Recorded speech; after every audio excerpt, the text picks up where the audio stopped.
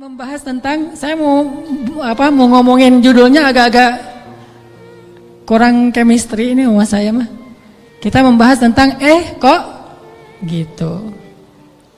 Udah disampaikan tadi tentang intronya kayak gimana, bahwa kok gitu ini membahas tentang realitas hubungan kita dengan Allah. Tentang realitas hubungan kita dengan Allah. Yang kayak gimana? Ya gitu. Kita sering memuji-muji Allah dengan lisan kita, tetapi pujian kita itu enggak selaras dengan hati kita. Kita sering berzikir menyebut keagungan Allah dengan kalimat subhanallah, alhamdulillah, Allahu Akbar, Masya Allah, dan seterusnya. Kita memuji Allah dengan pujian-pujian yang indah, tetapi seringkali pujian itu tidak ada di dalam hati kita. Sehingga saya suka menyebut ini dengan istilah zikir yang agak-agak gombal. Kalau kita ngegombal kepada manusia, kadang dia percaya gitu. Seorang suami ngegombal kepada istri, tulus nggak tulus dia nggak ngerti. Yang penting dia bahagia dengan kata-kata yang indah gitu. Bapak kamu titik kan gitu kan. Selalu kan bapak kamu kan ya. Standar gombal, raja gombal di TV. Bapak kamu tukang parkir ya gitu. Kok tahu? Pasti gitu tuh. Ya soalnya dia sudah memarkirkan hatiku kepadamu gitu. Cewek mungkin gak percaya kali, cuman dia seneng aja dengan kata-kata kayak gitu kan. Atau mungkin ada juga yang percaya karena dia ngelihat kita kayaknya wajahnya wajah polos, gak ada wajah tampang-tampang pembohong, apalagi playboy gitu ya. Wajahnya polos banget, ada jenggotnya gitu ya, insya Allah jujur kan. Asarus sujud, wah Masya Allah. Bisa jadi kita cuma ngegombal, tapi dia gak tahu, karena manusia itu tidak tahu isi hati. Tapi kalau Allah Subhanahu wa taala, A'udzu billahi minasy syaithanir rajim. Wa asirru qawlakum aw ijharu bih innahu alimun bidzatis sudur. Kan? Gimana kita mau gombal kepada Allah? Wa asirru qawlakum, kalian sembunyikan kata-kata kalian di dalam hati maksudnya. Awi jaharu bih, atau kalian tampakkan, kita ucapkan dengan lisan. Innahu alimun bidzatis sudur. Allah Maha tahu apa yang ada di dalam hati. Jadi enggak akan berhasil ngegombalin Allah tuh, enggak akan berhasil. Kalau kita nggak jujur dengan lisan kita yang sesuai dengan hati kita, itu nggak akan terjadi keajaiban dalam hidup kita. Inilah realitas dari hubungan kita dengan Allah. Makanya Allah sering bilang ke kita seolah-olah, kok gitu? Barusan kamu bilang hasbiyallah, cukup bagi saya Allah. Tapi kok nggak cukup kalimat Allah itu menggetarkan hati? Padahal kalau orang bilang hasbiyallah, cukup bagi saya Allah, pas disebut nama Allah, udah selesai masalah dia gitu. Contoh, ada musibah. Terus temannya bilang, tenang, ntar Allah ganti dengan yang lebih baik. Kan disebutkan nama Allah, tenang, ntar Allah ganti dengan yang lebih baik. Oh ini ada doa nih, wakhluf li khairam minha, ya Allah beri saya ganti yang lebih baik. Apakah kata-kata ini cukup buat kita sehingga kita tenang? Sehingga kita tidak lagi terus-terusan dalam keputusasaan terhadap musibah-musibah yang kita hadapi? Kalau enggak, berarti kita gombal mengatakan hasbiyallah. Katanya hasbiyallah, kok enggak cukup sih Allah buat kita? Padahal Allah berfirman di dalam Al-Quran, innamal mu'minun, orang mukmin yang sebenarnya, innamal mu'minuna alladzina idza dzukirallahu wajilat qulubuhum. Kalau disebut nama Allah hatinya gemetar. Maksudnya ngerespon gitu di dalam hati. Jadi mantap imannya, jadi mantap keyakinannya, jadi mantap tawakalnya kepada Allah Subhanahu wa taala.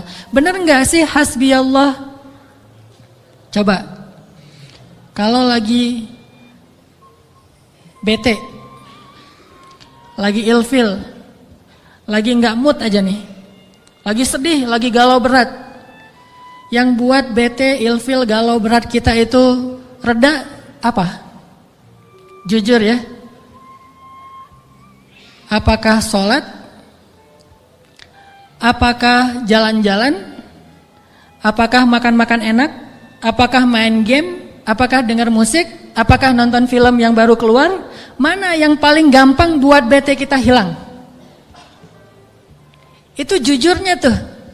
Kalau misalnya kita lagi bete, wudu, sholat, Allah Akbar, selesai sholat, hilang tuh bete, berarti benar, hasbunallah, hasbiyallah. Tapi kenyataannya termasuk saya nih, gak gitu-gitu amat. Begitu ada masalah, sholat, begitu selesai sholat, ini nonton di mana ya? Sama aja kan? Sholat sih, cuman habis sholat ternyata belum cukup, belum hilang juga nih. Saya udah sholat, saya udah zikir, saya udah doa, saya udah tilawah Al-Quran, saya malah udah tahajud, udah puasa, tapi belum hilang juga, masih ilfil banget nih. Ya mau cari makan enak mau makan yang pedas-pedas gitu, atau mau cari kopi, berarti belum hasbun, belum cukup, masih butuh tambahan. Memang berpengaruh, tapi belum cukup. Sholat ya menenangkan, cuma belum bisa menyelesaikan masalah. Berarti kita masih gombal dalam zikir kita. Makanya Allah bilang, kok gitu? Katanya saya cukup buat kamu. Kok kamu masih mencari solusi yang lain setelah saya? Kok kamu masih menyekutukan saya dalam mencari jalan keluar terhadap masalah-masalah kamu? Berarti kamu tuh gak benar ngomongin hasbiyallah. Orang yang benar-benar mengatakan hasbiyallah tuh kayak Ibrahim tuh. Ketika dia masuk ke dalam api, dilemparkan ke dalam bara api, tiba-tiba Jibril datang kepada Ibrahim mengatakan, "Ya Ibrahim, alaka hajah? Apakah kamu punya sesuatu yang kamu butuhkan? Sal, tu'ta, minta kepada saya, nanti saya akan kabulkan." Kata Jibril. Apa kata Ibrahim? "Amma ilaik fala." Kepada kamu? Enggak. Saya tidak butuh siapapun. Hasbiyallah wa ni'mal wakil. Baru Allah padamkan tuh api, keajaiban. Kenapa kita mengucapkan banyak kalimat zikir tapi tidak terjadi keajaiban-keajaiban dalam hidup kita? Mungkin kalimat kita itu belum jujur, belum sesuai dengan hati kita dan realitas kehidupan kita. Makanya zikir kita itu belum powerful. Harusnya zikir yang powerful itu begitu kita bilang hasbiyallah, api padam. Jadi kalau ada kebakaran, hasbiyallah, gak butuh telepon pemadam kebakaran, selesai sudah. Kenapa kita telepon pemadam kebakaran? Karena kita belum hasbiyallah secara jujur. Ini benar nih, walaupun agak-agak, contohnya agak-agak lebay mungkin ya, tapi benar loh. Kenapa kita ketika nggak usah api yang membakar rumah lah, nggak usah kebakaran, hal sepele aja, masalah perasaan, masalah lapar. Bukankah Nabi mengatakan nanti makanan orang di akhir zaman adalah kalimat la ilaha illallah? Ini makanan orang di akhir zaman. Ketika muncul Dajjal, makanan kaum muslimin itu adalah la ilaha illallah. Begitu bilang la ilaha illallah, kenyang. Itulah orang yang selamat di masa Dajjal. Kira-kira kalau sekarang Dajjal keluar, kita selamat nggak? Cari tahunya gimana? Kalau teman-teman lapar, coba bilang la ilaha illallah. Lapar, masih lapar atau udah kenyang? Pasti masih lapar ya. Karena kita nggak menganggap Allah segalanya, hasbiyallah. Tapi nanti di akhir zaman ketika Dajjal muncul, Nabi mengatakan makanan mereka pada saat itu adalah zikir subhanallah, alhamdulillah, Allahu akbar, la ilaha illallah. Itulah makanan mereka. Begitu mereka bilang subhanallah, la haula wala quwata illa billah, langsung kenyang. Anaknya bilang, "Pa, lapar." Bilang la haula wala quwata illa billah. La haula wala quwata illa billah, gimana? Udah kenyang. Ya tuh. Itu benar-benar umat akhir zaman banget tuh. Kalau kita kayaknya bukan umat akhir zaman. Umat zaman edan. Kita ucapin la ilaha illallah masih lapar, sholat masih galau, udah zikir sekian ribu masih sedih, masih sakit hati. Kenapa? Karena kalimat kita itu belum jujur. Kok gitu kalimat kamu, kata Allah kepada kita? Karena Allah tahu isi hati kita. Wa asirru qawlakum aw jaharu bi Innahu alimun bidzatis sudur. Seandainya kita jujur, Allah akan tunjukkan keajaiban yang luar biasa loh dalam hidup kita. Wa aufu bi'ahdi ufi bi'ahdikum wa iyaya farhabun. Kata Allah, jujur, tunaikan janjimu kepadaku, aku pasti akan tunaikan janjiku kepadamu, dan kepadakulah kalian akan lari. Maksudnya, kepada Allah kita meminta pertolongan. Jadi kalau kita jujur sama Allah, Allah akan jujur sama kita. Kalau kita benar-benar mengatakan itu dengan yakin, Allah tidak akan mengecewakan kita sama sekali. Keajaiban itu akan terjadi dalam hidup kita. Sangat mudah urusan kita. Saya sendiri sering membuktikan ini, dan sering benar. Kalau ada yang keliru, itu karena saya masih belum baik imannya. Misalnya, contoh sederhana mau ceramah. Ceramah yang menurut saya paling beban adalah di sini. Di depan teman-teman semuanya. Kenapa? Karena saya selalu berharap ceramah sederhana saya itu benar-benar bisa menjadi suatu kebaikan yang bisa dibawa pulang oleh teman-teman sekalian. Pengen banget tidak mengecewakan. Jadi saya bukan perform untuk menghibur, tapi perform untuk memberi sesuatu yang kita cari bersama kan? Kita cari ilmu, kita cari iman, kita pengen datang ke majelis taklim itu pengen tajdidul iman, memperbaharui iman. Maksudnya pulang dari sini tambah yakin pengennya kan gitu ya? Pulang dari sini tambah semangat beramal soleh. Pulang dari sini semakin yakin untuk bergantung kepada Allah. Itu membuat saya terbeban. Ya Allah, jangan sampai penampilan saya buat mereka kecewa. Bukan karena pengen dielu-elukan ustadznya keren atau apa, enggak. Biar mereka tidak sia-sia waktunya datang ke sini. Terus gimana caranya? Saya akan berzikir. Salah satu zikir yang selalu saya baca, Rabbi syrah li sadri wa yassir li amri wahlul 'uqdatam min lisani. Dan wahlul 'uqdatam min lisani saya ulang berkali-kali. Kenapa? Saya khawatir saya tidak menyampaikan sesuatu dengan jelas dan baik sehingga teman-teman tidak memahami. Wa yassir li amri wahlul 'uqdatam min lisani yafqahuna qauli. Dan ternyata setelah membaca ayat atau zikir ini, Allah seperti memudahkan. Muncul terus saja materinya itu yang dulu udah lama dibaca, muncul lagi. Dan itu enggak dikonsep.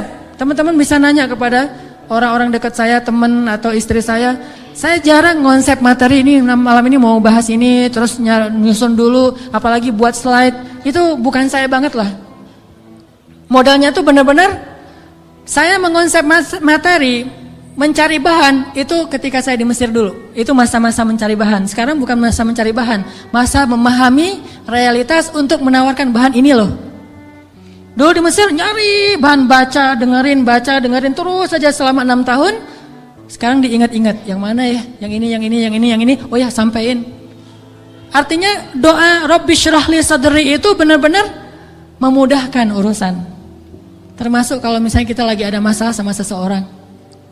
Kita doa, ya Rabbi, mudahkan urusan saya. Mudah enggak? Kalau kurang mudah, berarti kita belum benar-benar jujur dalam kalimat kita kepada Allah. Jujur gimana? Kita yakin enggak sih Allah yang memudahkan urusan kita? Kalau kita yakin banget, Allah akan tunjukkan keajaiban yang luar biasa. Seperti cerita kemarin tuh. 2 orang yang saling berhutang kan? Yang satu memberi hutang dan bertanya, siapa saksinya? Kata yang berhutang, Allah saksinya, boleh enggak? Kata yang memberi hutang, oh boleh, Allah itu sebaik-baik saksi, dan itu jujur, yakin gitu. Coba kalau kita lakukan itu sekarang, mungkin kita akan dikhianatin, akan dirugiin sama banyak orang. Kenapa? Karena enggak yakin banget kepada Allah SWT. Masih ada sedikit setitik ragu. Ntar kalau dia bohong gimana? Bukankah ada Allah? Ntar kalau dia lupa gimana? Bukankah ada Allah? Ntar kalau dia berubah pikiran gimana? Bukankah ada Allah? Ntar kalau dia hilang tiba-tiba nggak membayar hutang gimana? Bukankah ada Allah? Bukankah ada Allah ini jarang kita ucapkan.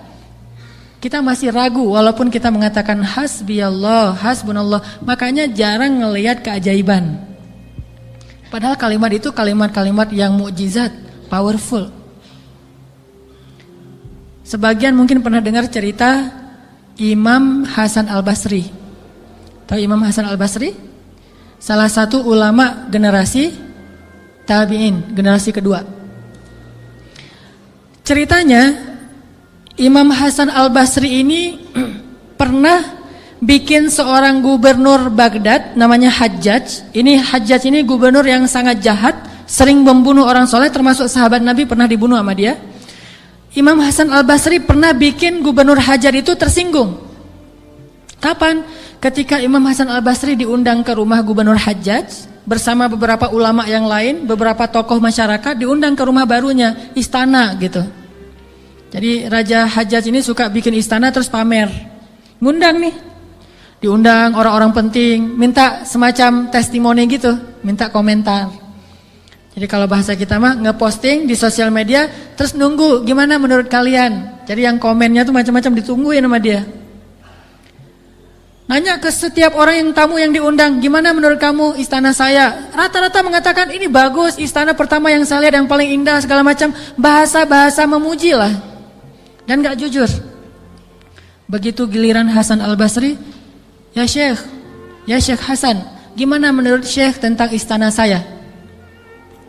Syekh Hasan mengatakan, saya sama sekali tidak tertarik dengan semua ini. Sesungguhnya apa yang ada di sisi Allah lebih baik daripada apa yang ada di sisi Anda. Ini ucapan Hasan Al-Basri. Karena lagi ada acara makan siang kayak gitu, banyak orang, Hajjaj menahan emosi. Dia tersinggung banget, marah sebetulnya. Akhirnya udah selesai obrol-obrolan, makan, pulang.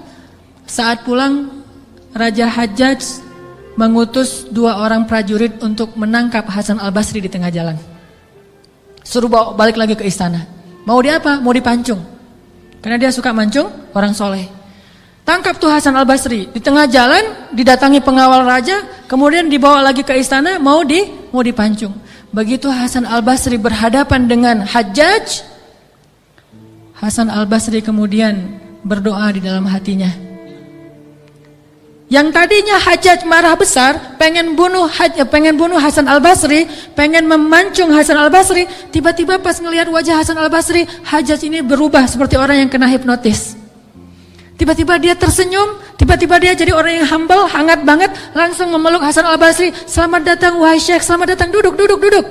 Syekh, beri saya nasihat, terus dikasih makanan, minuman. Setelah itu dipersilakan pulang, dikasih kendaraan yang terbaik. Sampai akhirnya Hasan Al-Basri keluar dari istana.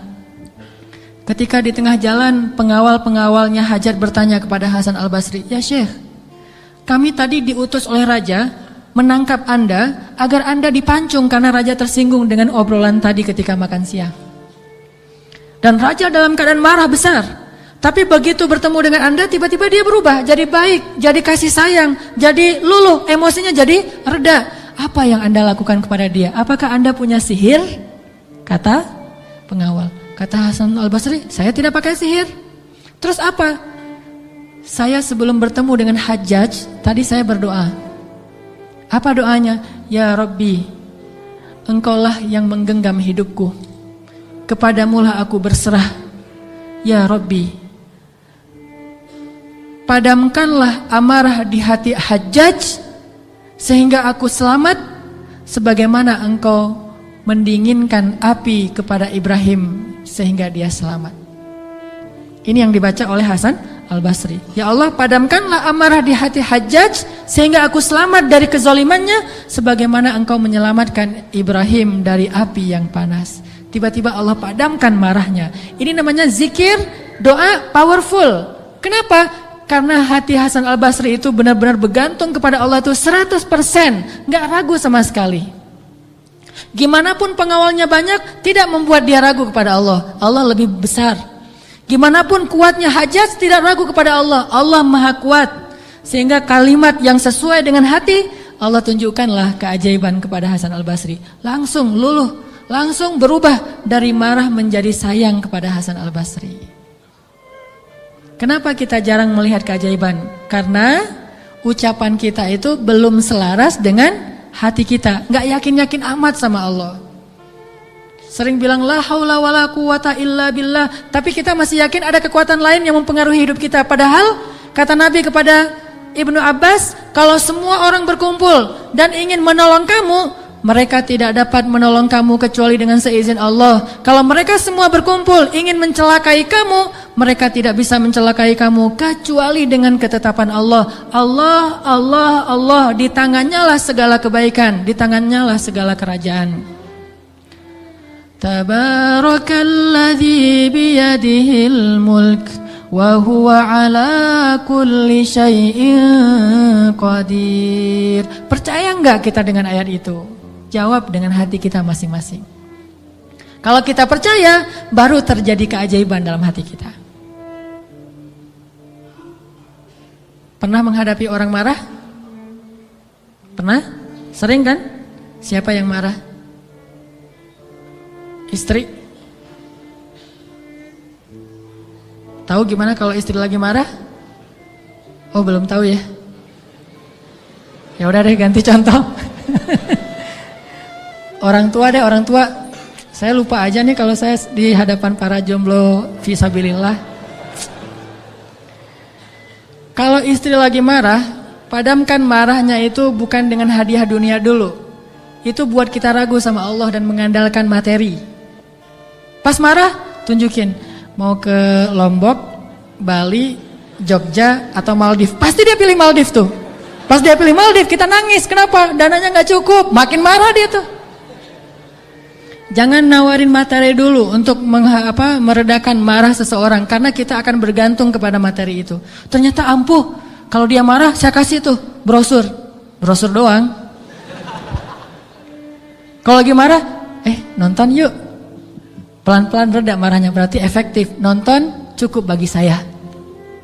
Pas lagi marah, ada kafe baru loh, enak tuh makanannya. Terutama tuh misalnya green tea-nya, milkshake tuh paling enak tuh se-Bandung. Reda marahnya, milkshake cukup bagi saya, kan? Bukan hasbiyallah, hasbiya milkshake.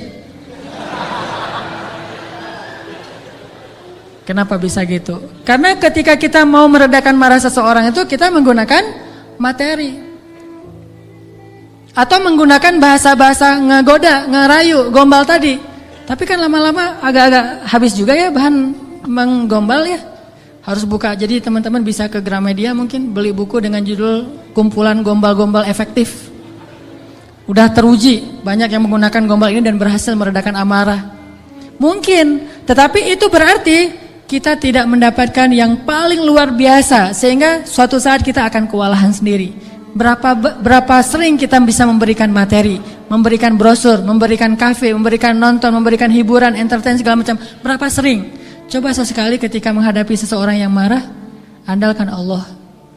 Pas mau ketemu orangnya, ya Rabbi, ya Rabba Ibrahim, wahai Tuhan Ibrahim, padamkanlah amarah istri saya sebagaimana engkau memadamkan api bagi Ibrahim. Terus temuin, kalau masih marah, ya Allah astagfirullahaladzim, berarti saya belum jujur nih, masih belum yakin sama Allah, istighfar lagi, ya Allah padamkan. Masih marah, ya Allah padamkan. Terus saja sampai yakin.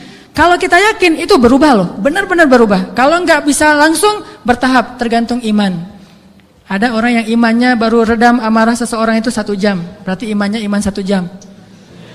Ada yang setengah jam, ada yang 10 menit, ada yang begitu ketemu berubah langsung. Sampai orang yang marah itu juga terheran-heran. Kenapa ya? Saya tadi sebetulnya lagi sebel banget sama kamu, tapi pas ngelihat kamu jadi berubah, kenapa ya? Karena Allah. Ini mah masalah iman. Bukan masalah fasihnya mengucapkan hasbiyallah. Semua kita mah namanya hasbiyallah pasti fasih. Apalagi sadaqallah, itu paling fasih tuh. Sadaqallahul azim, itu fasih banget. Kenapa? Apalagi baca 1 juz, pengen sadaqallah cepet-cepet kan? Itu fasih. Bismillah fasih, hasbiyallah. Insyaallah tahsin hasbiyallah wa ni'mal wakil. Malah kita kadang-kadang kalimat hasbiyallahnya tuh lebih keren daripada sahabat loh. Kalau sahabat kalimatnya cuma gini, hasbunallah wa ni'mal wakil. Kalau kita, hasbunallah wa ni'mal wakil, ni'mal maula wa ni'man nasir. Coba lihat, panjangan siapa ucapannya? Panjangan kita kan?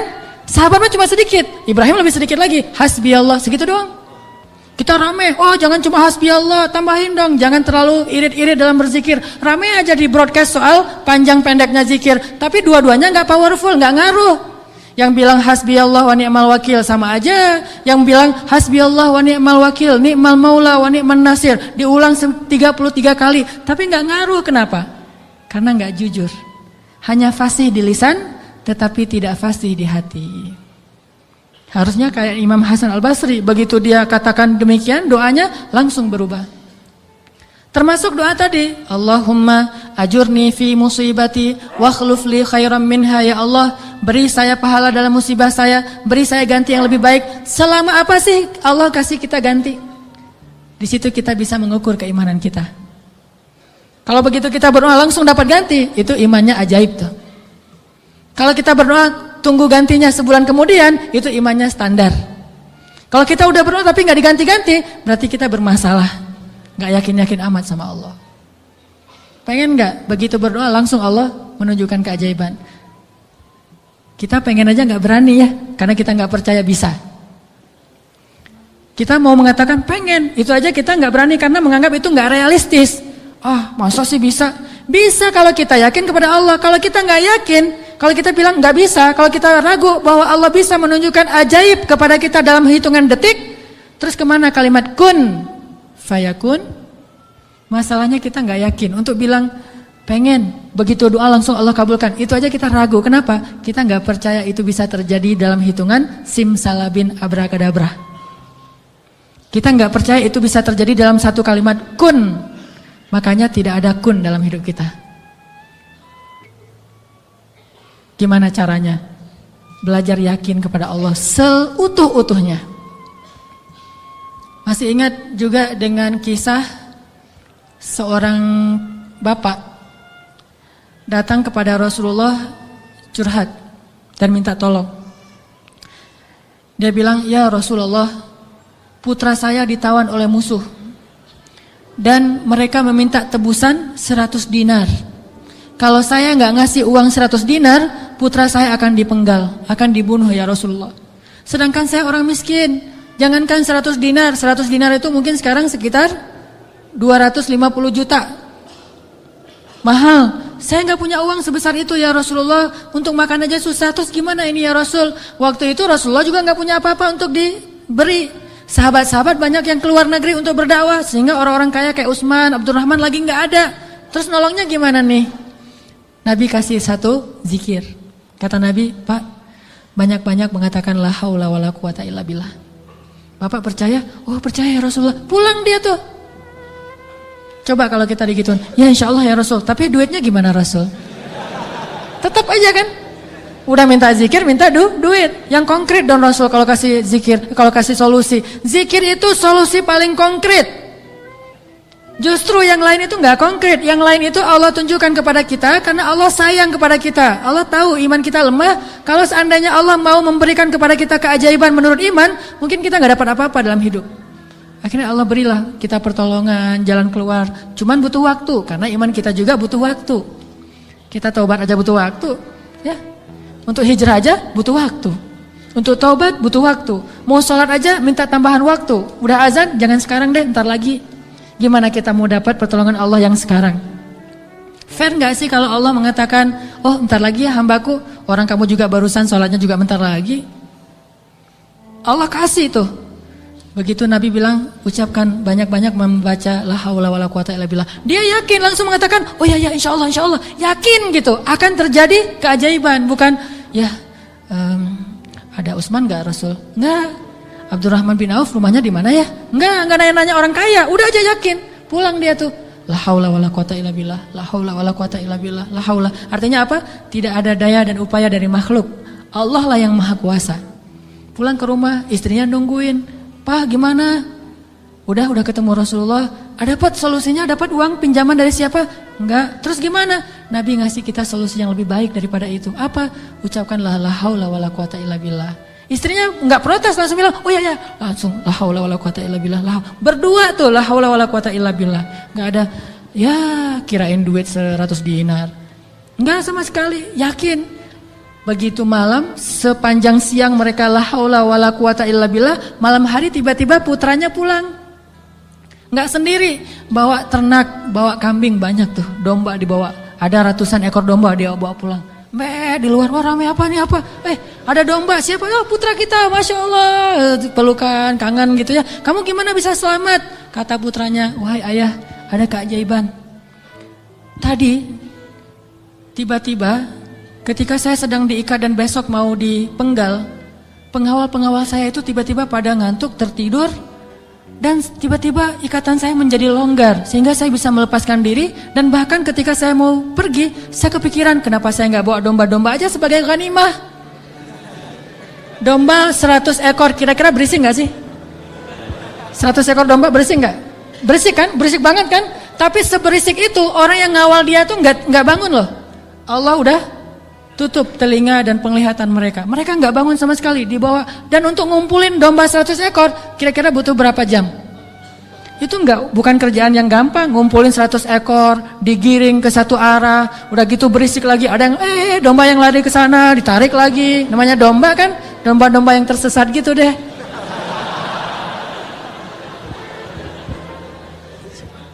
Gimana coba? Tapi pengawalnya nggak bangun sama sekali sampai ke rumah. Pengawalnya mungkin belum bangun, atau mungkin nggak akan bangun lagi kali. La haula wala quwata illa billah. Baru ayahnya sadar, masya Allah, la haula wala quwata illa billah. Dan ini orang yang mengatakan ini nggak disebutkan namanya dalam riwayat. Kenapa? Saking nggak terkenalnya. Berarti orang biasa banget. Tapi orang biasa dengan keyakinan yang luar biasa, Allah akan tunjukkan keajaiban yang luar biasa. Jadi jangan bilang, itu mah Umar, itu mah Utsman, itu mah Abu Bakar. Ini nggak ada namanya malah. Cuma disebut ja'a rajulun, ada seorang laki-laki datang kepada Rasul, gitu doang. Tapi Allah tunjukkan keajaiban yang luar biasa. Kenapa? Imannya. La haula wala quwata illa billah. Sehingga anaknya datang membawa domba, jadi kaya raya. Sama juga dengan cerita Fatimah bintu Rasulillah. Pasti tahu ceritanya. Karena Fatimah capek di rumah, gak ada pembantu, Ali sering berjihad, akhirnya dia ngurus anak sendiri. Anaknya laki-laki lagi, namanya anak laki-laki, bukan bandel, emang dia aktif gitu. Akhirnya Fatimah ngerasa agak berat nih kalau harus ngurus semuanya sendiri, gak punya pembantu. Datanglah ke rumah ayahnya. Ayah, ya Rasulullah, ayah tahu keadaan rumah tangga saya bersama Ali. Ali orang yang sibuk bekerja, membela agama Allah, berdakwah, berjihad. Saya sendiri di rumah gak ada pembantu. Boleh gak minta seorang pembantu dari rumah ayah? Kan banyak pembantu Rasulullah yang jadi relawan tuh. Kata Rasulullah, ya Fatimah, mereka itu bukan pembantuku tetapi pembantu kaum muslimin. Jadi gak mau dikasih kepada urusan keluarga. Maka pulanglah Fatimah. Oh ya ayah gak apa-apa, pulang nih bersama Ali, gak dapat apa-apa. Nabi kan gak enak hati karena Nabi sayang banget dengan putrinya ini, putri kesayangan Nabi banget di antara putri-putrinya, Fatimah Az-Zahra. Akhirnya Nabi menyusul Fatimah ke rumahnya. Assalamualaikum, waalaikumsalam, dibukain pintu. Ya Fatimah, ya Ali, la tahzana, janganlah kalian bersedih. Mau aku kasih yang lebih baik daripada pembantu? Oh apa ayah? Kirain robot-robotan atau apa gitu ya. Pembantu yang dalam bentuk robot kan tinggal beli baterai aja tiap bulan atau dicas gitu. Apa ya ayah yang lebih baik daripada pembantu? Kita tahu. Kata Rasulullah, sebelum tidur bacalah zikir ini, ayat ini, maka insya Allah itu lebih baik daripada pembantu. Mereka protes enggak? Enggak. Oh ya sami'na wa ata'na. Diamalin tuh, enggak pernah tinggal. Dan selamanya mereka enggak punya pembantu, tapi enggak pernah mengeluh lagi. Allah berikan mereka jalan keluar. Jalan keluarnya adalah dikuatkan hati dan kesabarannya. Itu keajaiban. Kenapa kita udah berdoa tapi hati kita masih lemah? Karena kita tidak berdoa dengan hati, tapi kita berdoa dengan kok gitu? Gak sesuai antara lisan dengan kenyataan. Ada lagi nih kisah yang mungkin sebagian teman-teman pernah mendengar bagaimana Rasulullah SAW pada malam perang Badar melakukan apa Nabi malam perang Badar teh? Istighosah. Pernah dengar istilah istighosah? Mungkin sebagian orang menganggap istighosah ini bid'ah. Istighosah itu salah satu di antara hal yang paling luar biasa yang dilakukan Nabi dan disebutkan di dalam surat Al-Anfal, "Idz tastaghitsuna rabbakum." Ketika kalian beristighosah kepada Tuhan kalian. Apa itu istighosah? Berdoa dengan penuh keyakinan. Malam sebelum terjadi perang Badar, semua para sahabat itu tidur. Dan luar biasanya tidurnya juga sampai mimpi lah gitu. Mimpinya apa? Mimpi basah. Ini serius. Jadi semua sahabat pada malam itu digoda oleh setan sehingga mereka mimpi basah. Dan ketika bangun dari tidur, mereka harus mandi junub, tapi tidak ada air. Akhirnya Allah turunkan hujan. pada mandi di bawah hujan semuanya sambil bertakbir. Pada malam itu cuma 2 orang yang gak tidur, Rasulullah dan Abu Bakar As-Siddiq. Ngapain? Doa kepada Allah. Salah satu yang terekam dalam sejarah di antara doa Nabi pada malam perang Badar apa? Ya Allah, seandainya besok kami semuanya terbunuh, maka saya khawatir tidak ada lagi orang yang menyebut namamu di muka bumi. Tolonglah hamba-hambamu ini ya Allah. Terus berdoa dan mengangkat tangannya tuh gak gini, tapi ngangkat tangannya tuh gini. 2 tangan. Nabi berdoa dengan mengangkat tangan setinggi-tingginya. Ya Rabbi gitu. Terus berdoa kayak gitu sampai syal Nabi jatuh, ditaruh lagi oleh Abu Bakar. Jatuh dan menangis sampai basah janggutnya Rasulullah SAW yang mulia. Kemudian Abu Bakar yang sedih mengatakan, ya Rasulullah, hasbuk, hasbuk. Cukup ya Rasulullah, Allah sudah mendengar doamu, cukup. Nabi gak cukup-cukup, terus saja berdoa. Apa yang terjadi besok? Allah utus malaikat ribuan untuk menolong Rasulullah dan para sahabat. Dan kita lihat hasil perang Badar. Bukan karena dia Rasulullah, tetapi karena imannya adalah imannya seorang Rasulullah. Kalau kita punya iman minimal dekat atau mirip dengan imannya seorang Nabi, Allah akan tunjukkan mukjizat yang mirip dengan seorang Nabi, yang disebut dengan karomah. Itulah keajaiban. Jadi bukan mustahil. Kalau kita tidak pernah melihat keajaiban, itu pasti karena kita masih belum selaras antara lisan dengan hati kita. Masih ingat kalimat Nabi ditodong dengan pedang, dihunuskan pedang, lagi istirahat di bawah pohon. Nabi lagi istirahat nih. Tiba-tiba datang orang Badui, orang kafir, menghunuskan pedang di leher Nabi. Dan itu benar-benar mau membunuh Nabi. Nabi seorang diri, sahabat jauh. Terus laki-laki itu mengatakan, ya Muhammad, sekarang kamu sendiri. Kalau saya akan membunuh kamu sekarang, siapa yang bisa menolong kamu? Rasulullah dengan tenang dan mantap mengatakan Allah. Kalimat Allah itu membuat laki-laki tadi gemetar dan jatuh pedangnya. Coba, ini kalimat Allah kayak gimana? Coba kita ucapkan Allah, ada yang gemetar nggak? Allah, apaan? Nggak dengar? Ya. Biasa aja. Jadi kalau ada musuh, misalnya kita lagi marahan nih di jalan, ada orang yang marah, pengen ngancam kita, Allahu Akbar. Dia langsung gemetar gitu, langsung tunduk, langsung gak bisa berdiri. Berarti ini Allahu Akbar kita ini udah benar-benar powerful. Tapi kenyataannya kan gak pernah kan. Kita bilang Allah terus orang gemetar gara-gara kata-kata kita. Rasul bisa kayak gitu loh. Jadi kalimatnya sama yang kita ucapkan dengan yang Rasulullah ucapkan, tetapi hatinya beda. Nabi mengatakan Allah, gemetar tangannya, jatuh pedangnya, diambil oleh Nabi, dihunuskan ke leher orang itu. Nabi bertanya, sekarang kalau saya mau membunuh kamu, siapa yang menolong kamu? Kata dia, engkau wahai Muhammad. Cuma engkau yang bisa menolong saya dan menyelamatkan saya. Akhirnya Nabi membiarkan dia pulang, dan dia akhirnya pulang dalam keadaan selamat dan menyebarkan agama Islam kepada kaumnya. Jadi sesi pertama ini kesimpulannya apa? Salah satu di antara sebab tidak banyak terjadi keajaiban dalam hidup kita karena iman kita belum ajaib. Insya Allah nanti habis sholat isya saya mau sharing kisah-kisah yang menurut saya lebih powerful untuk jadi pelajaran buat kita dalam berdoa, berzikir dan memohon pertolongan Allah Subhanahu wa taala insya Allah. Oke, teman-teman sekalian, tadi kita sampai kepada beberapa kisah tentang gimana menyelaraskan antara lisan dengan hati kita sehingga bisa terjadi banyak keajaiban dalam hidup kita. Ini kisah-kisah yang tadi kita dengar adalah bukti gitu. Orang kalau selaras antara lisan dan hatinya pasti terjadi keajaiban. Kalau ketika kita berdoa hati kita yakin seutuhnya kepada Allah, pasti Allah gak akan ngecewain kita. Gak mungkin. Allah itu gak mungkin mengecewakan kita. Allah sendiri kok yang berjanji, wa idza sa'alaka ibadi anni fa inni qarib ujibu da'watad da'. Itu Allah yang bilang, ujibu da'watad da'. Aku tuh dekat. Artinya berharaplah kepadaku gitu.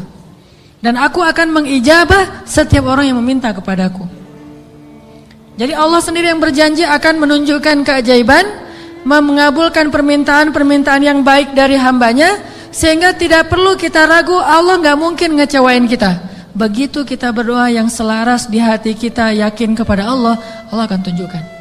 Itu rahasia paling gampang untuk hidup bahagia, untuk sukses, untuk dapetin apa yang baik-baik yang kita harapin. Contoh, kalau mau ngelamar seorang cewek,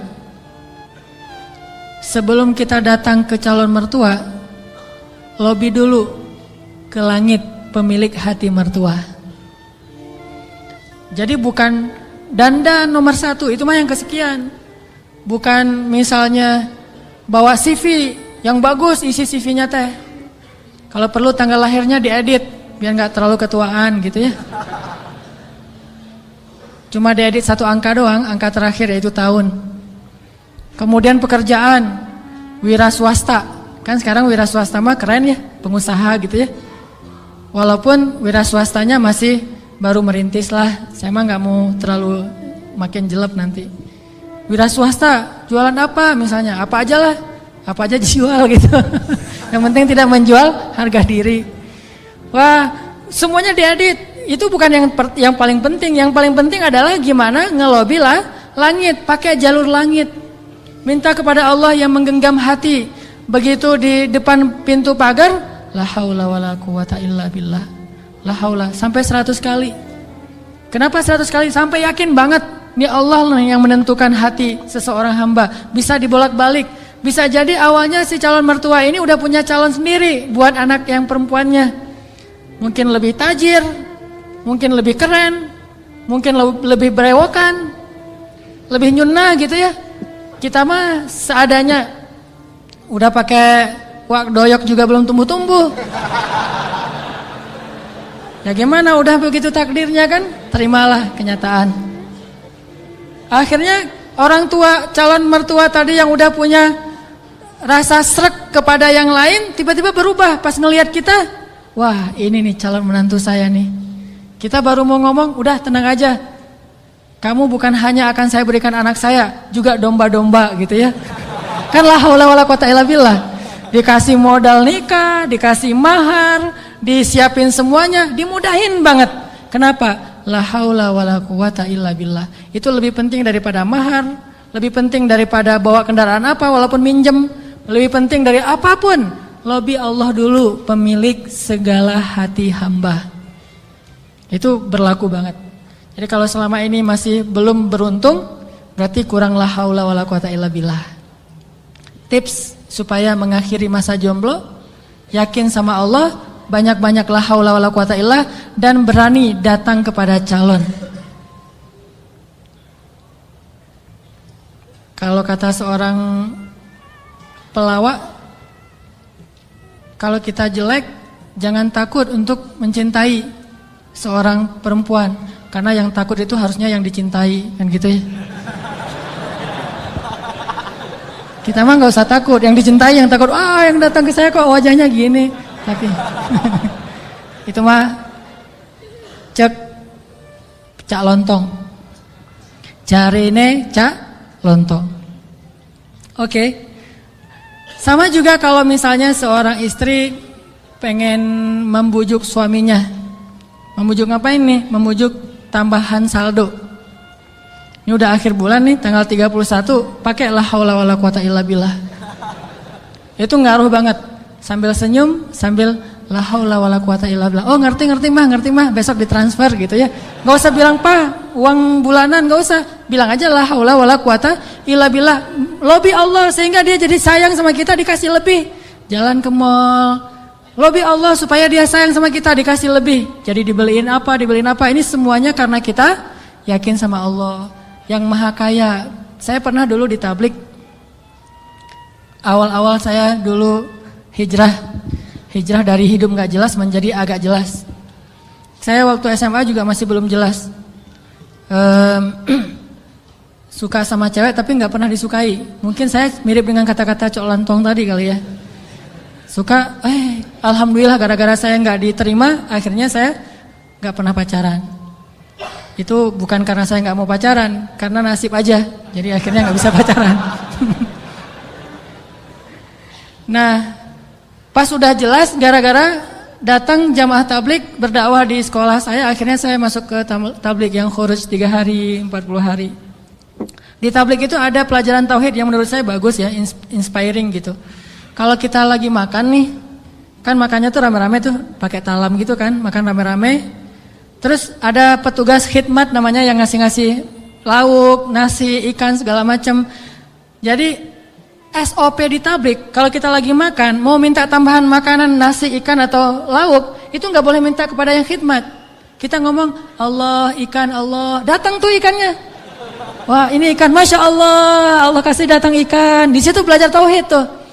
Ternyata kuahnya kurang, Allah, kuah, Masya Allah, kuah, Masya Allah. Datang tuh kuah tuh. Soalnya orangnya dengerin gitu ya. Tapi walaupun ini agak-agak menurut sebagian orang aneh, justru di situ kita belajar yakin sama Allah. Makanya saya sering cerita, awal-awal saya dapat hidayah ke tabligh itu lagi mau main bola, keluar dari sholat asar di masjid. Bukan keluar sholat asar, lagi main bola depan masjid. Masjid di Aceh itu kan luas-luas, selamanya bisa main bola. Ada orang main bola, ada sapi yang lagi ngerumput karena saking luasnya halaman masjid. Udah gitu lagi main bola dipanggil sama seorang jamaah tabligh dari Pakistan. Dia nyebutnya Maulana gitu. Orang tabligh kan kalau udah level ilmu tertentu disebut Maulana. Maulana ini manggil saya, come here gitu. Saya datang. Saya waktu itu masih anak muda nggak jelas gitu. Duduk di sebelah dia tanya. Dia tunjuk-tunjuk ke langit gitu. Nggak bisa bahasa Indonesia. Saya bilang, kenapa? Oh, langit. Saya bilang, langit Allah cipta, kata dia. Terus tunjuk ke pohon. Saya bilang pohon Allah cipta. Dia tahu bahasa Indonesia cuma satu kalimat, Allah cipta. Pohon Allah cipta. Saya tunjuk anak-anak, dia nunjuk anak-anak. Oh, orang Allah cipta. Itu aja selama setengah jam. Begitu setelah setengah jam Allah cipta, tiba-tiba saya ngerasa kayak ada yang masuk ke dalam hati saya tuh sejuk banget. Saya langsung pergi wudu, saya sholat kayak orang dihipnotis gitu. Sholat asar sendiri, udah selesai sholat asar sendiri, dia temukan dengan tabligh yang ada di situ, orang lokal, masuklah saya ke tabligh, khuruj 3 hari. Pulang ke rumah, saya dianggap orang aneh oleh orang tua saya. Wah, kamu gak boleh ke masjid lagi, kenapa? Kamu sekarang aneh. Aneh apa? Udah rajin ke masjid. Rajin ke masjid aneh dulu teh. Orang tua kan takut ke jaring aliran apa mungkin yang mau jadi pengantin, bom bunuh diri atau apalah, takut. Terus saya mulai pakai jubah waktu itu, jubah putih, sorban putih. Begitu saya lewat depan tetangga ada anak kecil lagi main, dia bilang, "Mak, malaikat lewat gitu." Waduh, saya malaikat gitu. Luar biasa. Ini artinya belajar yakin. Kalau di beberapa dakwah itu benar-benar bab la ilaha illallah ini benar-benar kurikulum paling penting, dan ini yang harus kita pelajari. Kalau kita ngandelin Allah banget dalam segala urusan, la yudayya'anallah, itu intinya. Allah nggak akan ngecewain kita. Manusia bisa banget ngecewain kita, bukan karena dia jahat. Kadang dia nggak ngecewain kita karena emang dia nggak mampu untuk memuaskan dan membahagiakan kita. Bukan karena dia pengkhianat. Seorang istri, seorang suami kadang mengecewakan kita bukan karena dia nggak sayang sama kita, tapi dia nggak mampu memenuhi semua kebutuhan kita. Dia terbatas. Dan justru juga banyak orang yang sengaja ngecewain kita karena dia jahat. Tapi ada juga orang baik ngecewain karena dia nggak mampu. Tapi Allah maha baik dan maha mampu. Bukan cuma maha baik. Kalau baik doang nggak mampu, ya apa bisa kita lakuin kan? Tapi kalau baik dan mampu, nggak ada batas. La haula wala quwata illa billah. Keajaiban-keajaiban yang luar biasa terjadi dalam hidup kita kalau kita mengandalkan Allah, selaras antara lisan dengan hati kita. Saya pengen nanya ke teman-teman. Teman-teman pernah lupa? Sering ya? Lupa apa misalnya? Lupa diri. Kadang kita perlu lupa. Ngelupain mantan. Baper ya. Karena lupa ini adalah solusi. Melupakan mantan itu benar-benar solusi yang paling konkret. Karena kalau nggak bisa lupa, kita nggak bisa move on. Dan kalau nggak bisa move on, kita nggak bisa ketawa. Kalau nggak bisa ketawa, kita nggak bahagia. Pernah lupa kan? Lupa pelajaran, lupa ayat Al-Quran. kayaknya kalau lupa ayat Quran sering nih, terutama di juz-juz di tengah, soalnya belum hafal. Jadi pasti lupa. Kalau teman-teman lupa, apa yang teman-teman lakukan? Hah? Kalau lupa gimana? Diingat-ingat. Diingat-ingat. Berapa lama butuh waktu untuk sampai ingat lagi? Kadang cepat, kadang lama ya. Ada tips dari ulama Al-Azhar. Setiap kita ujian di kampus di Al-Azhar itu selalu ulama tuh syekh, doktor, profesor masuk ke ruang-ruang kelas kita bilang gini, ya abnai, wahai anak-anakku. Ini indahnya ujian di Mesir itu gitu. Bukan cuma ujian tulis, tapi dapat nasihat lagi mau ujian. Nasihatnya jangan nyontek ya, bukan. Nasihatnya apa? Ya abnai, panggilannya lembut, wahai anak-anakku. Kalau nanti kalian mau kerjakan soal, jangan lupa bismillah. Kalau kalian lupa, jangan lupa. Kalau kalian lupa, ucapkanlah istighfar dan salawat. Allah akan mengembalikan ingatan kalian. Karena tidaklah seseorang itu lupa kecuali karena dosa-dosa. Maka istighfarlah. Itu nasihat yang setiap tahun saya dengar kalau mau ujian. Jadi ngena banget gitu. Akhirnya saya praktekkan tuh. Wah, ini benar nih tips yang luar biasa. Lupa nih mau nulis, ini jawabannya apa ya? Ini di bukunya halaman berapa atau yang kata-kata siapa gitu?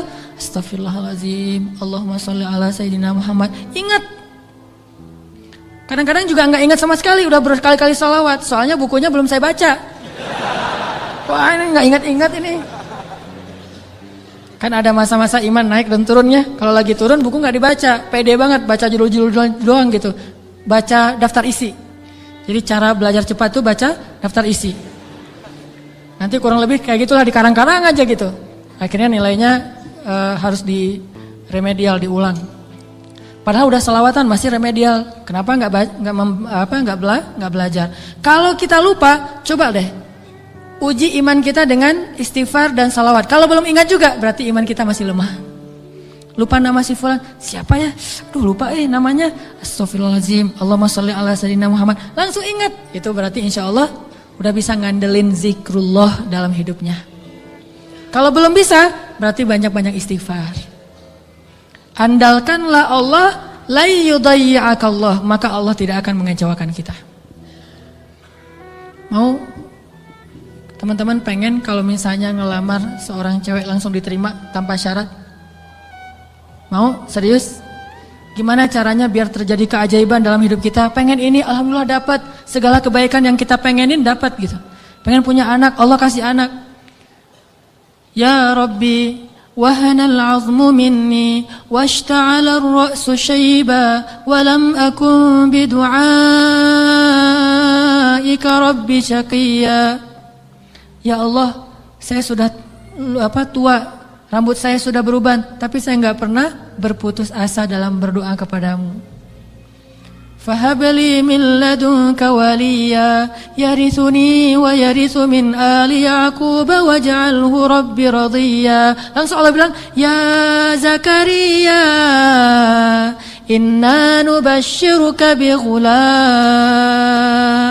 ismuhu Yahya lam naj'al lahu min qablu samiyya.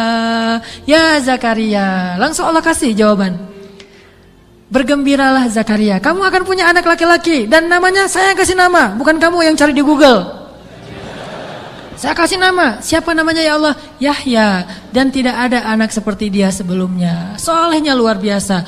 Wa hananan min ladunna, anakmu itu hanan banget, kata Allah. Apa itu hanan? Lemah lembut.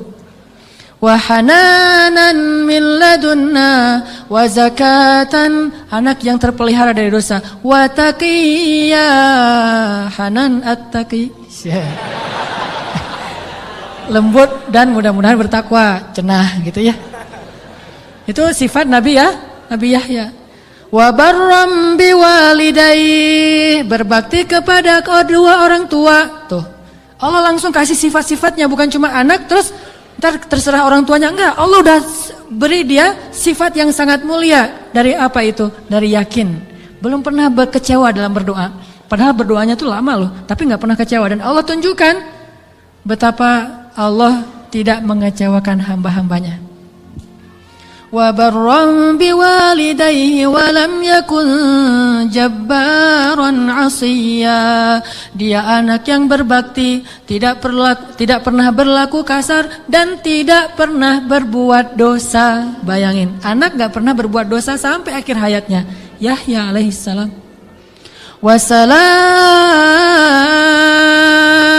Wassalamun alaihi yawma wulida wa yawma yamutu wa yawma yub'atsu hayya. Dia selamat ketika dia lahir dan ketika dia wafat dan ketika dia dibangkitkan. Dijamin masuk surga anaknya. Belum lahir udah dibilangin kayak gitu. Hasil dari mengandalkan Allah, yakin sama Allah. Dikasih, tenang aja. Aduh udah 10 tahun nikah belum dikasih anak, tenang. Nabi Zakaria kayak gitu, Nabi Ibrahim juga kayak gitu. Ada perempuan yang dulu pernah saya kisahin di zaman Nabi Musa, ya Rahim, ya Rahim. Tapi dengan yakin ngomong kayak gitu. Coba kita bilang ya Rahim tapi gak yakin, gak dapet tuh. Takdirnya gak akan punya anak. Tapi karena dia ya Rahim terus, tiba-tiba Allah mengubah takdir. Sesungguhnya rahmatku lebih luas daripada takdir.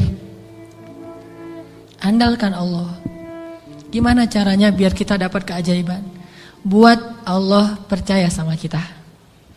Itu tips yang paling penting. Buat Allah percaya sama kita. Kalau Allah udah percaya, udah selesai. Kalau Allah udah radhiyallahu an, Allah udah ridha, Allah udah percaya, Allah udah mengatakan kita siddiqun. Apa itu siddiq? Orang yang benar. Berarti Allah akan tunjukkan banyak sekali kebaikan dan keajaiban dalam hidup kita. Buat Allah percaya sama kita. Sehingga Allah menyebut kita orang yang benar. Ulaika humus shadiqun. Dia itu orang yang benar. Wadhkur fil kitabi Ibrahim innahu kana siddiqan nabiyya. Ibrahim itu hambaku yang siddiq. Wadhkur fil kitabi Idris innahu kana siddiqan nabiyya. Hambaku Idris itu adalah hamba yang siddiq. Makanya Allah tunjukkan banyak keajaiban. Idris meninggalnya di mana? Wa rafa'nahu makanan 'aliyya. Kami angkat Idris ke tempat yang tinggi, yaitu ke langit kelima. Jadi ceritanya malaikat maut datang kepada Idris, pengen nyabut nyawa Idris. Kata Idris, wahai malaikat maut, jangan cabut nyawa saya sekarang. Terus gimana? Saya minta waktu gitu. Akhirnya malaikat maut ini mengatakan, saya tidak bisa memberi kamu waktu. Kalau perlu kamu naik aja ke langit. Begitu dia naik ke langit 5, kata malaikat maut, disinilah ajalmu. Sehingga Nabi Idris itu meninggalnya bukan di bumi. Kuburannya itu bukan di tanah. Kuburannya itu di langit. Satu-satunya manusia yang diwafatkan di langit adalah Idris. Sedangkan Isa belum wafat. Kalau Idris diangkat ke langit dan diwafatkan. Isa diangkat ke langit dan Allah biarkan sampai nanti akan datang kembali di akhir zaman. Kalau Idris wafat, cuma wafatnya di langit. Coba. Keajaiban. Kenapa? Innahu kana siddiqan. Karena dia siddiq, Allah percaya, Allah kasih dia keajaiban. Begitu juga dengan Ibrahim. Gimana cara Ibrahim buat Allah percaya sama Ibrahim? Sehingga ketika Ibrahim dalam keadaan terdesak, Allah kasih keajaiban. Ya nar, kuni bardan wa salaman ala Ibrahim. Wahai api, jadilah kamu sejuk dan selamat bagi Ibrahim. Langsung sejuk, apinya membara-bara sampai kayu bakarnya habis, tapi Ibrahimnya dalam keadaan selamat. Kayak di ruang AC. Kenapa? Karena Allah udah percaya sama hatinya Ibrahim. Gimana cara Ibrahim membuktikan dan membuat Allah percaya kepada dia? Nabi Ibrahim membuktikan itu di waktu-waktu yang sulit, bukan di waktu yang mudah. Jadi bukan hanya dengan sholat Allah akan percaya sama kita. Tapi ketika kita dapat masalah, siapa yang kita andalkan? Kalau kita mengandalkan Allah dan senantiasa kayak gitu dalam kesabaran, tidak berputus asa kepada Allah, yakin Allah gak akan ngecewain kita, Allah akan percaya sama kita. Dan saat Allah percaya, Allah tunjukkan keajaiban. Nih kisah Ibrahim yang luar biasa yang dulu sering kita baca. Ibrahim itu by the way orang mana? Orang mana Ibrahim teh? Orang Irak. Ibrahim aslinya dari Irak. Dari Basrah. Mirip dengan Imam Hasan Al-Basri, Basrah. Jadi Ibrahim itu orang Irak. Lalu berdakwah di Irak di usia 17 tahun tuh udah mulai kayak kita lah, anak ABG tapi udah hijrah. Hijrah pemikiran, tapi bukan hijrah dari dosa kepada yang baik. Hijrah pemikiran. Dari awalnya mikirnya macam-macam, agak liar gitu. Wah, ini Tuhan saya, yaitu matahari. Ini Tuhan saya, yaitu bulan. Ini Tuhan saya, yaitu bintang. Kan liar ya. Sampai akhirnya, ini semuanya tenggelam. Tuhan saya adalah pencipta semua ini. Dan di usia segitu beliau ditaruh di dalam api dan yakin banget kepada Allah. Dia punya seorang ayah, namanya Azar. Azar ini seniman nyeleneh. Kalau seniman doang masih mending kan? Ini udah seniman nyeleneh. Kalau seniman doang dia dengan artnya, dengan seninya itu hak dia. Tapi ketika dia nyeleneh, gimana? Dia membuat patung lalu menyuruh orang untuk menyembah patung buatannya. Dan dia juga tokoh agama yang ngajarin cara nyembah patung buatannya, ngajarin doa-doanya, sehingga orang menyembah patung buatan Azar. Lalu dia punya kedudukan di sisi rajanya, Namrud. Sehingga ketika anaknya berdakwah di sana, kedudukan Azar ini terancam. Akhirnya dia diusir. Ibrahim diusir dari Irak, disuruh pergi atau dibunuh. Akhirnya berangkatlah Ibrahim bersama 2 orang. Satu istrinya yang terkenal sangat cantik, sampai para ulama mengatakan belum pernah Allah menurunkan seorang wanita cantik di muka bumi secantik Sarah. Itu perempuan paling cantik yang pernah ada di muka bumi. Kalau yang paling sempurna, Asia, Maryam, Khadijah, Fatimah. Tapi kalau yang cantiknya kayak Nabi Yusuf, itu Sarah tuh. Kalau laki-laki ganteng, Yusuf. Kalau perempuan cantik itu Sarah. Simbol kecantikan perempuan di muka bumi. Bukan siapa yang di Mesir teh? Cleopatra. Cleopatra kalau di film-film mah agak-agak hitam ya. Kurang menurut saya mah.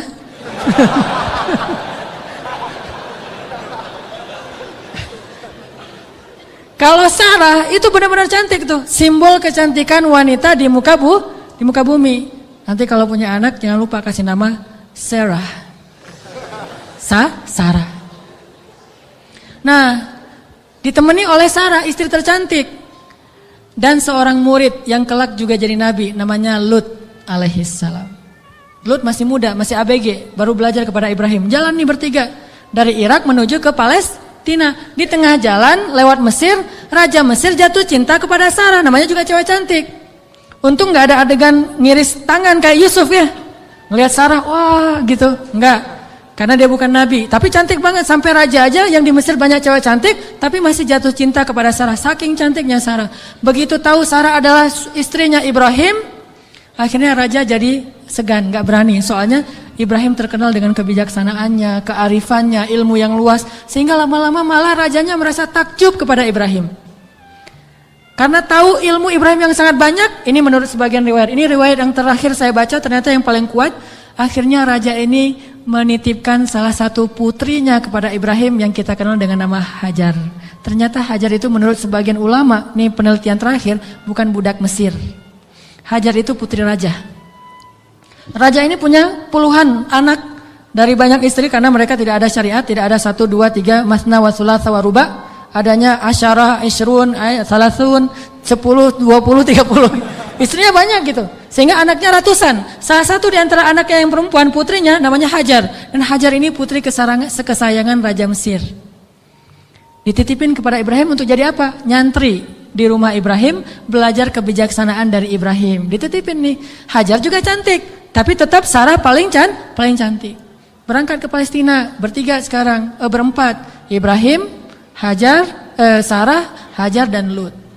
Sampai di Palestina sekian tahun, Ibrahim gak dikaruniai anak dari Sarah. Akhirnya Sarah karena merasa tidak tega kepada suaminya dan suaminya sangat menginginkan anak laki-laki untuk meneruskan dakwahnya, Sarah nawarin kepada Ibrahim, Kang Ibra, wes. Kang Ibrahimovic kalau orang ini ya, kalau bola teh. Kang Ibra, apa Neng? Ini Akang serius mau punya anak? Ya serius satu Neng. Siapa juga yang gak mau punya anak?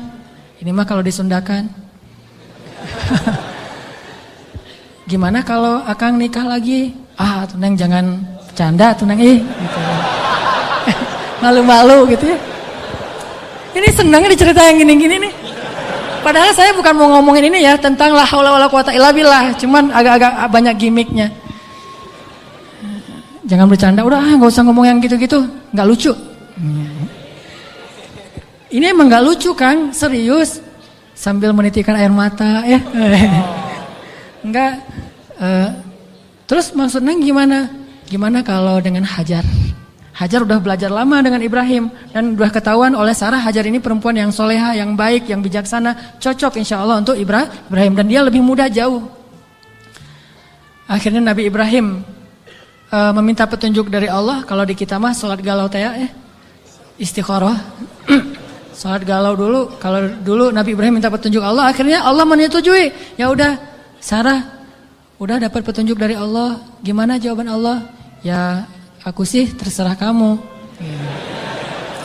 Atau aku sih yes, nggak tahu kalau kamu gitu ya. Ya udah kalau Mas Anang yes, saya juga yes gitu. Akhirnya yes, nikah nih sama Hajar. Udah nikah sama Hajar, langsung Hajar mengandung anak Ismail. Maka kami berikan kepada dia Ismail, anak yang gulaman halima, anak gulamun halim, anak yang sangat lemah lembut dan cerdas dan perasaannya peka gitu. Itulah Ismail. Sangat sabar. Punya Ismail kecil, namanya calon nabi kan ganteng.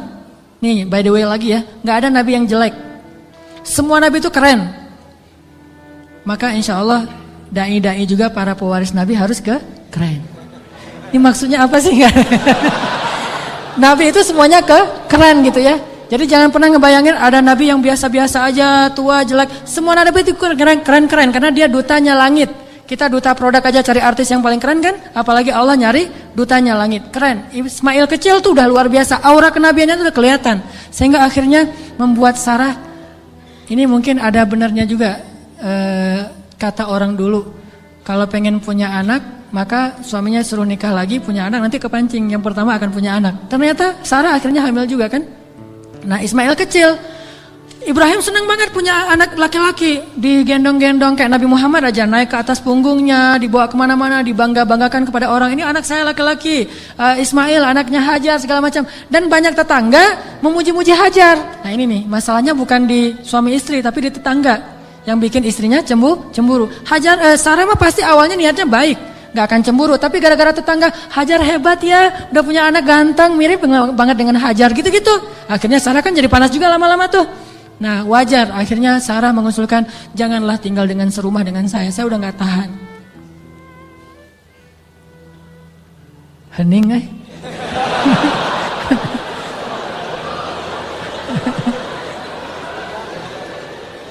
deg-degan dengan kayak gini, kayak film horor. Kata Sarah, wahai lupa, bukan wahai, Kang Ibra, Neng teh udah nggak tahan serumah sama Hajar. Kenapa tuh Neng? Ya semua tetangga muji-muji Hajar. Aduh apa, Neng teh apa itulah?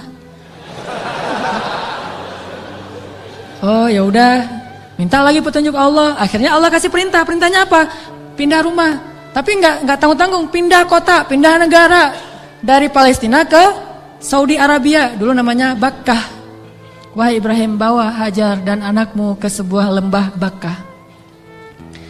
By the way, perjalanan dari Palestina ke Mekah butuh waktu 2 jam naik pesawat. 2 jam naik pesawat itu kurang lebih dari Jakarta ke Medan atau Jakarta Surabaya. Tapi Ibrahim tidak naik pesawat, tidak naik buruk, tidak naik onta, nggak naik kuda, jalan kaki. Apakah Hajar protes? Kemana Kang Ibra?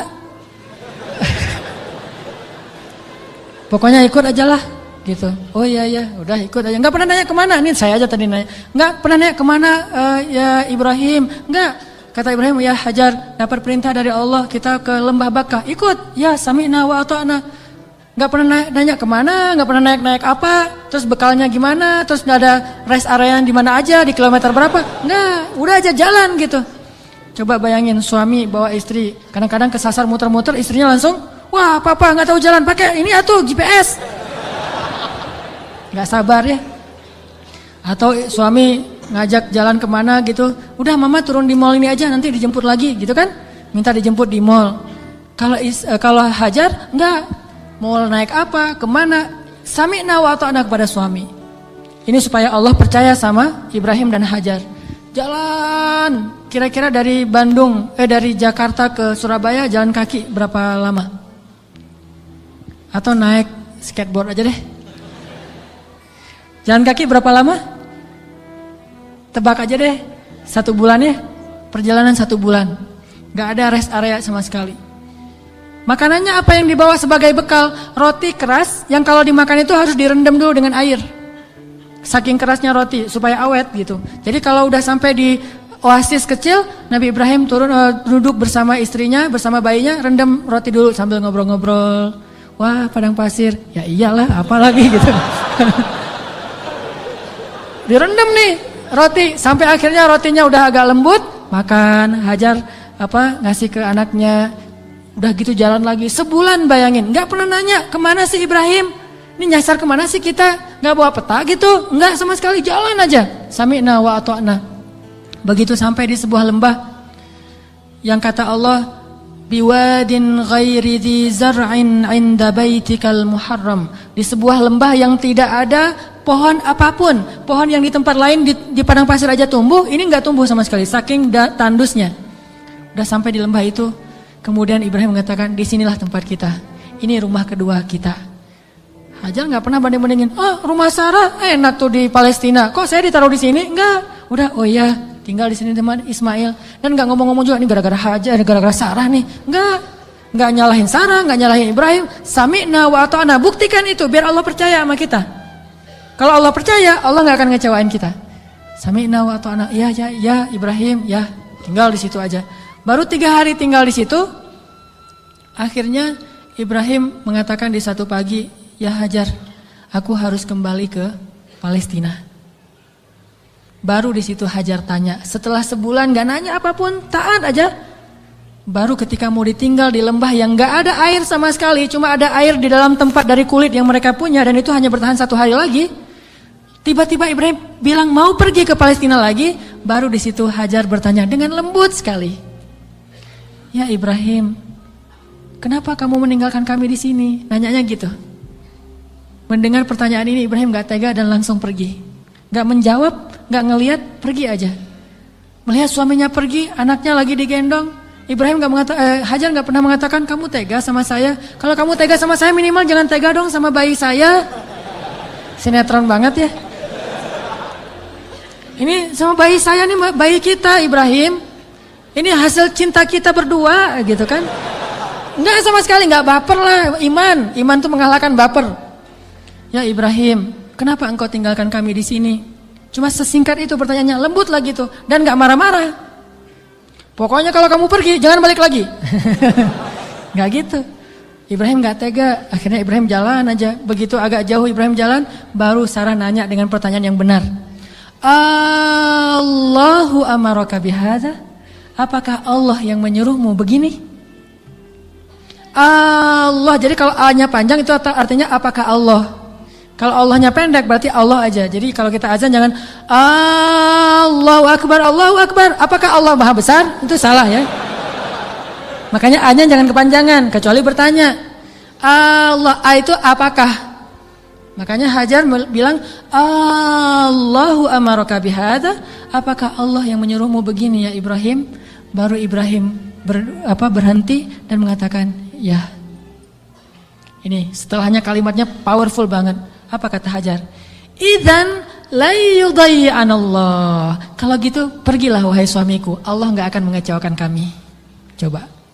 Baru Allah percaya sama Hajar. Kalau gitu pergilah suamiku, Allah enggak akan mengecewakan kami. Jadi kita, Papa pergi dulu ya. Papa baru datang pergi lagi. Gak usah dijawab, langsung aja nyalain kendaraan. Nanti istri akan nanya, Pak, Allah yang nyuruh Papa pergi gitu. Baru dijawab. Kalau dia gak nanya gitu berarti pertanyaannya salah, jadi jangan dijawab. Udah aja nyalain kendaraan deh, pakai helm, gereng. Ujung-ujungnya baru nanti dia SMS, Pak, kemana Pak? Allah yang nyuruh Papa pergi ya.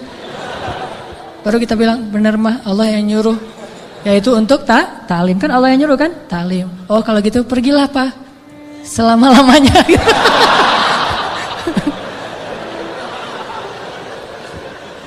Allah gak akan mengecewakan kami, kata Hajar teh.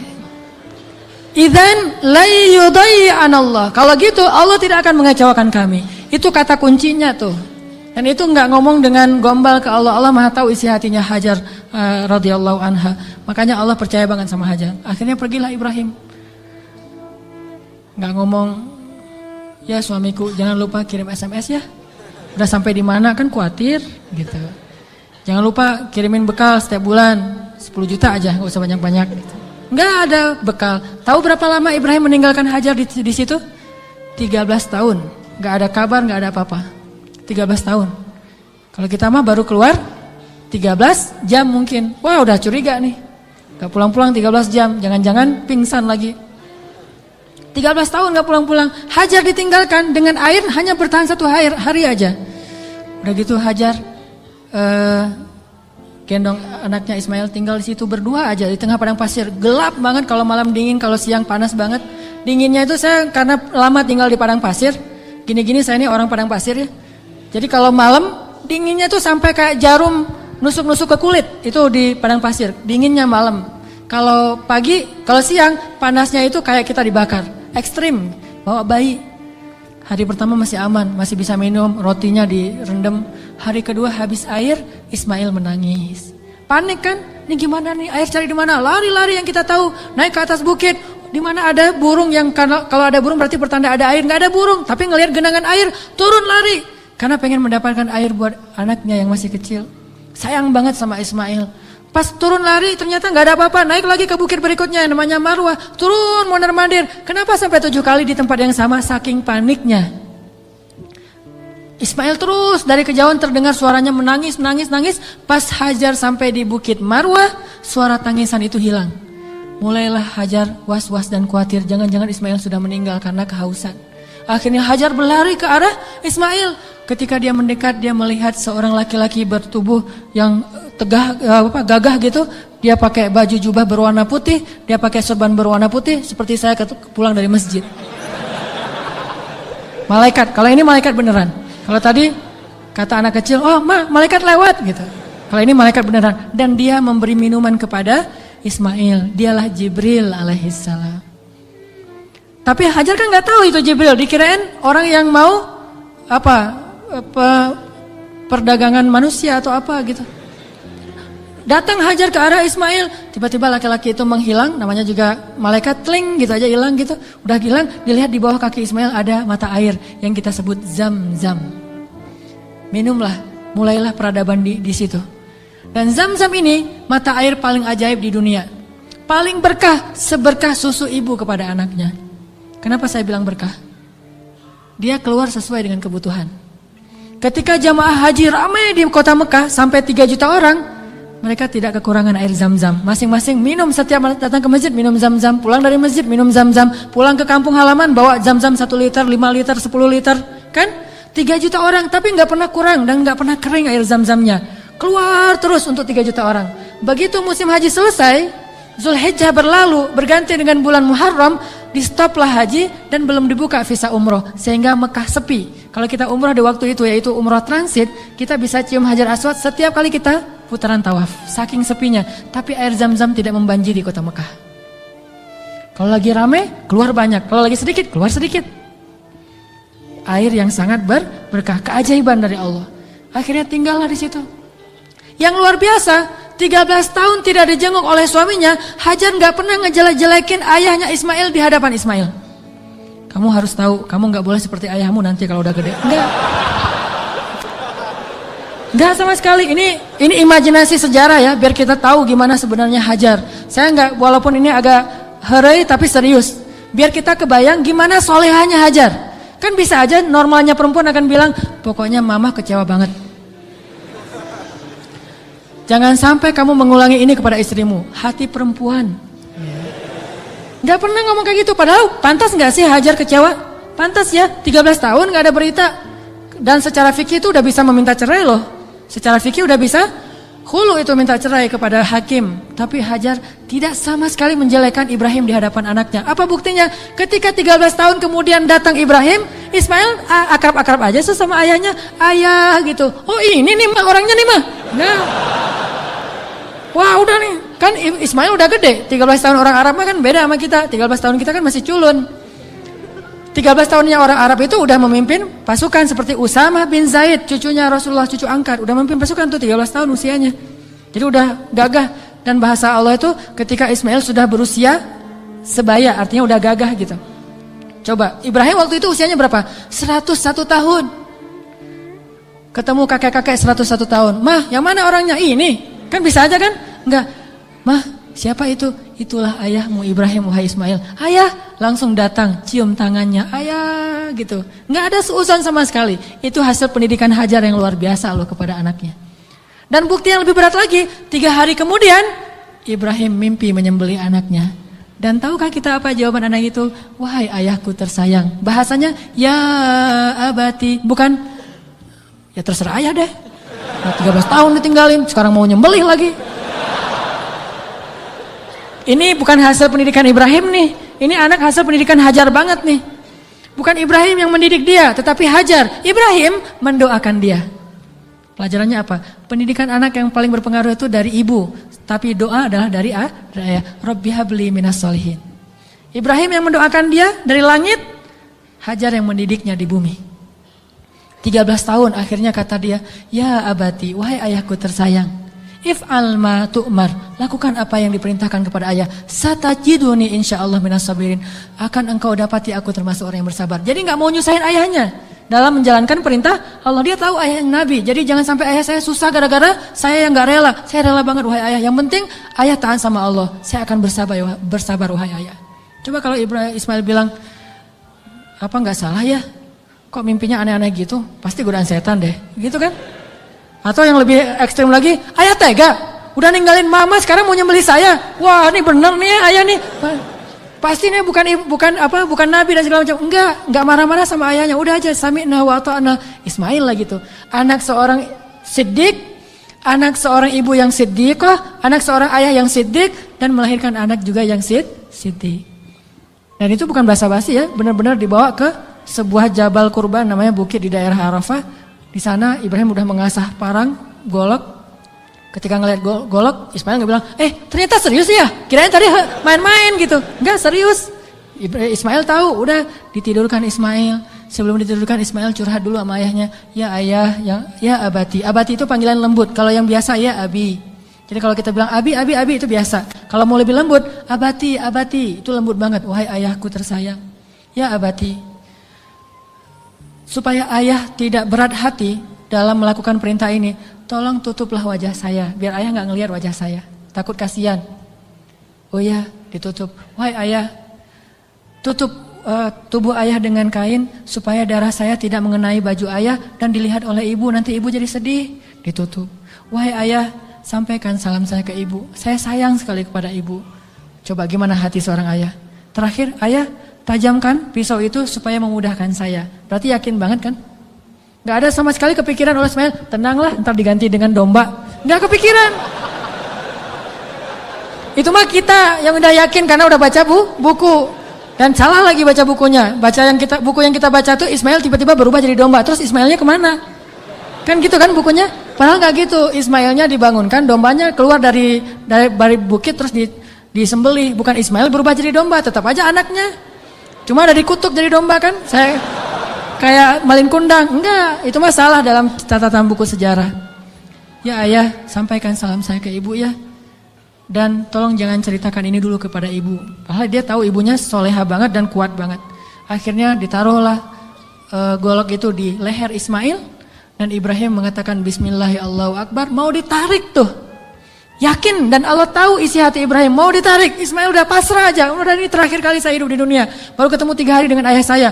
Pas mau ditarik, Allah tahan tangannya Ibrahim seperti orang stroke, gak bisa gerak gitu. Baru Allah berfirman, Ya Ibrahim, qad saddaqtar ru'ya. Engkau sudah membenarkan perintah. Allah udah percaya sama Ibrahim sekarang. Ditahan, akhirnya kata Allah, angkat Ismail. Ini adalah balaun mubin. Inilah ujian yang berat untuk melihat siapa yang benar-benar beriman. Gitu cara Allah percaya sama kita. Lewat ujian hidup kita, lewat masalah-masalah kita. Apakah kita masih yakin sama Allah? Sampai ke titik darah penghabisan masih yakin sama Allah? Justru di titik itulah nanti Allah percaya sama kita. Allah ganti semua musibah itu sebagai rahmat. Allah kasih dia seekor domba yang sangat besar. Dan kelak itu menjadi syariat yang sangat indah bagi kaum muslimin. Diabadikan sepanjang masa, ribuan tahun dikenang. Ini bukti. Maka buat Allah percaya sama kita, maka Allah gak akan mengecewakan kita. Ingat kata-kata Hajar, la yudayyi'anallahu idzan. Kalau Allah yang memerintahkan gini, berarti Allah tidak akan mengecewakan saya. Cukuplah Allah yang menyuruh kita, yakin Allah gak akan ngecewain kita. Udah setelah itu, hasbunallah, la haula wala quwata illa billah, tawakkaltu 'alallah, aslamtu ilallah, dan seterusnya dan seterusnya. Insyaallah kita akan melihat keajaiban. Itu aja teman-teman yang dirahmati Allah. Mudah-mudahan kita menjadi orang yang bisa selalu mengandalkan Allah dalam hidup kita. Sampai Allah percaya sama kita, lalu Allah menunjukkan keajaiban dalam setiap urusan kita. Marilah kita tutup dengan berdoa. Semoga ilmu yang sederhana yang baru kita dapatkan benar-benar menambah semangat